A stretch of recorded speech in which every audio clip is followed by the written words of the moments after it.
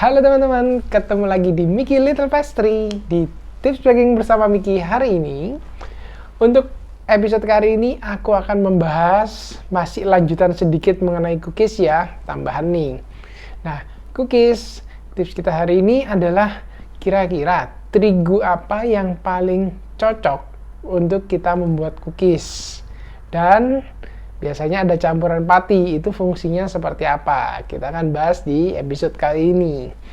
Nah, seperti teman-teman tahu, untuk dari terigu sendiri ada 3 jenis yang secara umum, yaitu protein rendah, protein sedang, dan protein tinggi. Kira-kira yang buat cookies yang mana?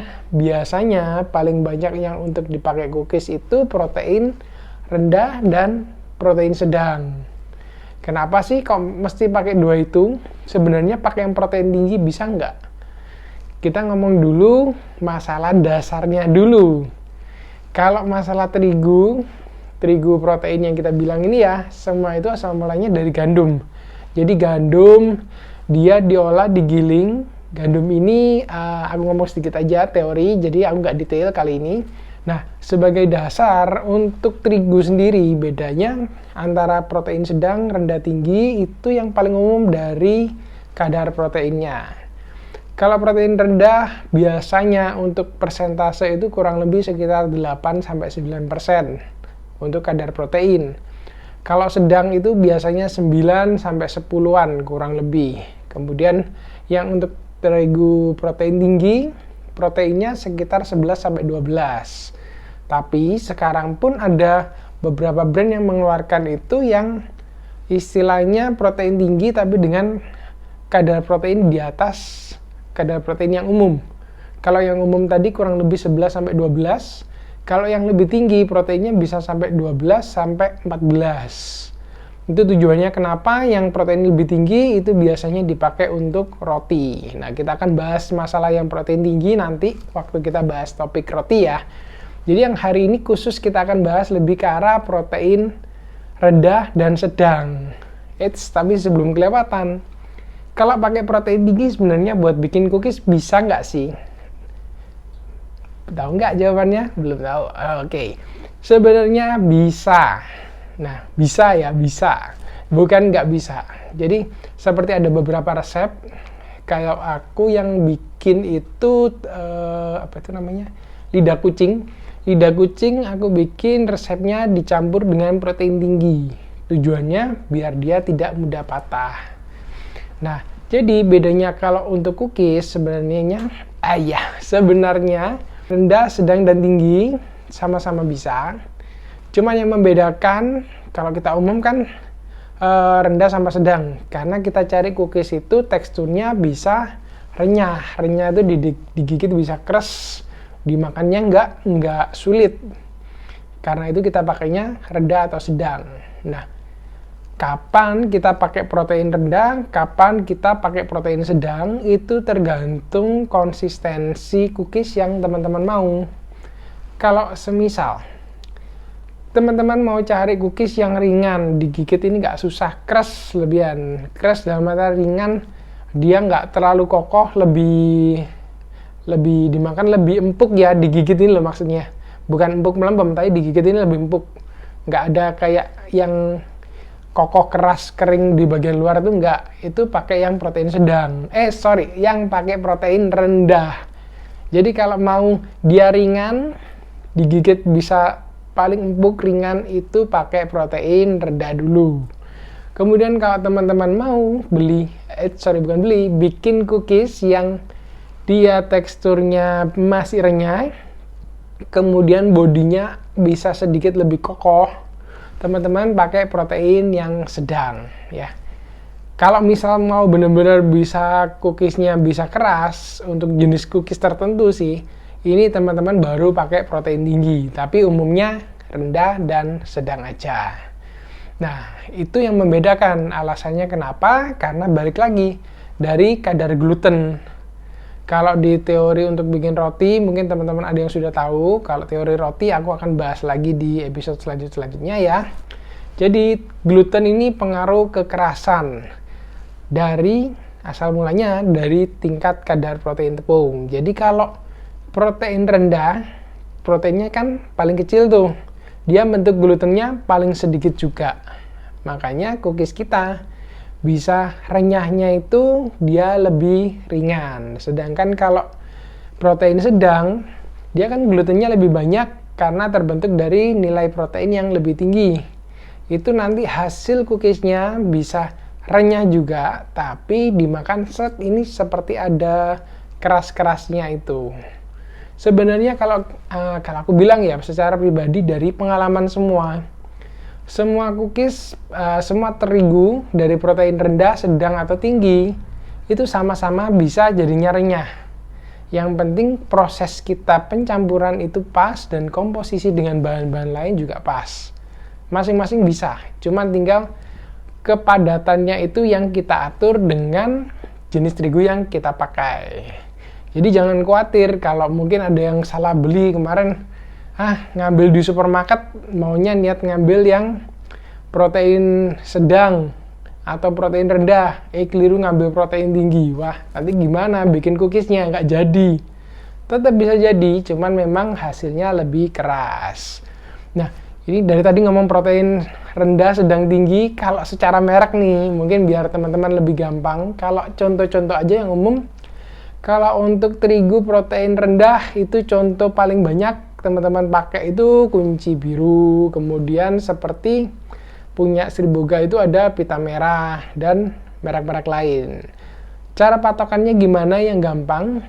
Kalau untuk protein rendah, biasanya cari di kemasan itu yang tulisannya untuk cookies dan untuk cake. Itu biasanya protein rendah. Atau di beberapa kemasan ada juga tulisannya protein rendah.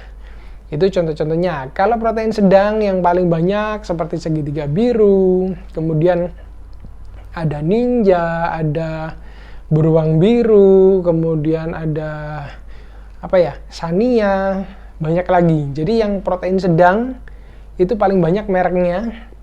Tulisannya di kemasan ini biasanya tertulis terigu serbaguna.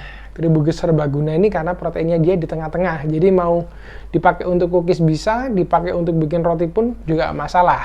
Jadi lebih multifungsi. Karena itu terigu serbaguna, itu protein sedang. Sedangkan kalau yang protein tinggi contohnya seperti cakra kembar, kemudian gerbang, kemudian seperti hime, talimas. Nah, seperti itu protein-protein tinggi. Biasanya untuk teman-teman yang biasa bikin roti, bikin mie, lebih familiar dengan merek-merek itu. Nah, contoh lagi yang proteinnya lebih tinggi lagi, yang aku juga lumayan cukup sering pakai, itu seperti punya Bugasari, cakra kembar mas, itu proteinnya lebih tinggi lagi. Nah, itu kita akan bahas nanti lah waktu roti-roti aja. Jadi kalau untuk cookies, terigu protein yang paling banyak digunakan karena teksturnya paling banyak teman-teman yang cocok itu adalah rendah dan sedang. Oke, kita udah ngomong masalah terigu. Sekarang lanjut. Tadi kan aku sempat sebut penggunaan tepung pati atau maizena. Nah, ini kalau di cookies sering ketemu juga. Jadi di komposisi itu dicampur antara terigu dan ada campuran maizenanya. Tujuannya itu apa sih maizena? Kita ngomong dulu dasarnya. Kalau maizena ini berasal dari jagung. Jagung dia lebih ke patinya. Jadi pati jagung. Kalau bahasa Inggrisnya kan bilangnya starch.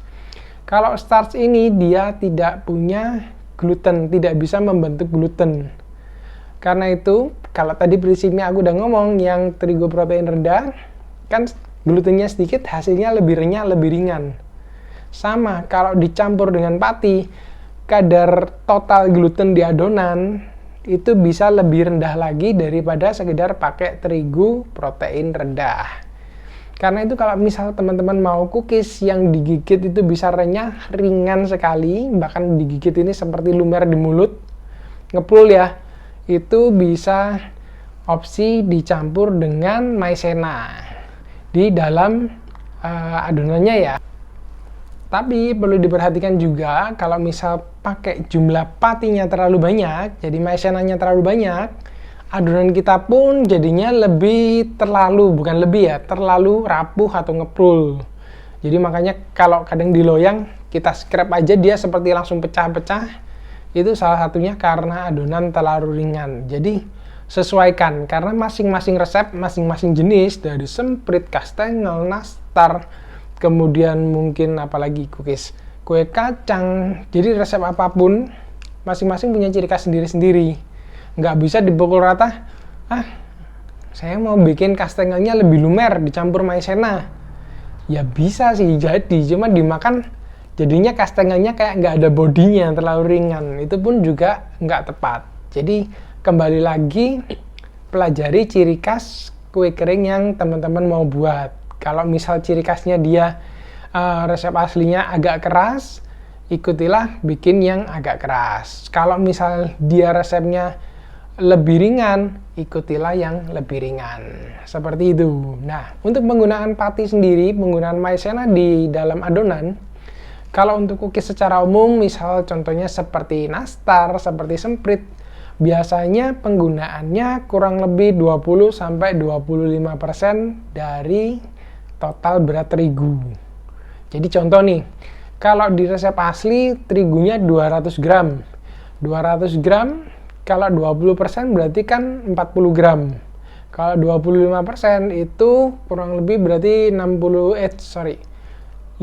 gram. 50 gram. Berarti kalau mau dirubah dari 200 gram terigu dirubah jadi 160 terigu plus 40 gram maizena. Itu untuk bikin adonannya lebih ringan. Tapi untuk cookies-cookies yang sudah ringan itu gimana? Yang seperti ada tambahan baking powdernya, kemudian jumlah fat, margarin atau butternya cukup banyak dan minta dikocok mengembang. Perhatikan penambahan maizena ini jangan terlalu banyak, karena nanti cookies teman-teman jadi terlalu mudah hancur. Jadi penggunaan selalu sesuaikan ya. Jadi paling aman kalau mau cari yang paling cocok, itu teman-teman mengacu ke resep yang mungkin teman-teman lain sudah pernah nyoba satu, atau teman-teman coba sendiri. Jadi seperti di trial and error gitulah. Jadi teman-teman coba eksperimen sendiri nih. Hari ini bikin semprit, misal aslinya resepnya tanpa maizena. Besok coba bikin kasih maizena 20%. Nah, rasanya gimana? Teman-teman coba. Kira-kira yang cocok yang mana, itu yang teman-teman pakai. Nah, kalau misal ini, pertanyaan lagi muncul, kalau misal mau benar-benar ringan, pakai full pati bisa nggak sih sebenarnya? Bisa. Contohnya ini resep yang paling umum, sagu keju. Sagu keju kan bahan dasarnya dia terigunya itu dia pakai tepung sagu atau tepung tapioka. Itu juga termasuk golongan pati. Jadi makanya kalau teman-teman nyoba, dia teksturnya sagu keju dimakan itu waktu di mulut lebih prul, sama ada kempus-kempusnya itu kalau aku bilang, nggak tahu kempus-kempus itu bahasanya apa. Nah itu seperti itu. Jadi kalau full dengan pati, teksturnya akan hasilnya seperti itu. Jadi antara komposisi, kemudian perbandingan ya antara terigu, maizena dicampur ataupun full pakai terigu atau full pakai maizena, itu sama-sama bisa, cuman yang beda kan hasilnya aja yang beda. Oke teman-teman, paham kan ya? Jadi aku kesimpulkan sedikit. Jadi intinya kalau teman-teman mau pakai terigu untuk cookies, sebenarnya bebas. Cuman yang paling umum digunakan adalah terigu protein rendah atau terigu protein sedang. Bedanya apa? Ada di tingkat kepadatan dari tekstur cookies teman-teman. Kalau teman-teman mau yang lebih ringan, teman-teman pakai terigu protein rendah. Kalau mau sedikit kokoh, pakai yang terigu protein sedang. Nah, plus kalau penambahan pati, kalau misal mau dia hasilnya lebih ringan, biasanya tambahkan sedikit pati. Kalau tidak mau terlalu ringan, patinya nggak usah diikutkan. Jadi nggak usah pakai pati ya di adonan. Jadi kurang lebih seperti itu. Cukup paham kan? Ya cukup mudah lah, ini simple, ini salah satu bahan dasar ya, karena untuk di cookies. Nah, seandainya teman-teman ada yang masih kurang paham, mungkin bingung ini, nggak apa-apa, tulis saja di komen, aku akan bantu jelaskan secepatnya. Kalau teman-teman merasa video ini bermanfaat, jangan lupa klik like dan subscribe biar teman-teman tidak terlewat update-update video, tips, dan video resep yang akan aku buat tiap minggunya. Oke teman-teman, terima kasih sudah nonton sampai akhir. Tetap jaga kesehatan, sampai ketemu di video selanjutnya. Bye-bye.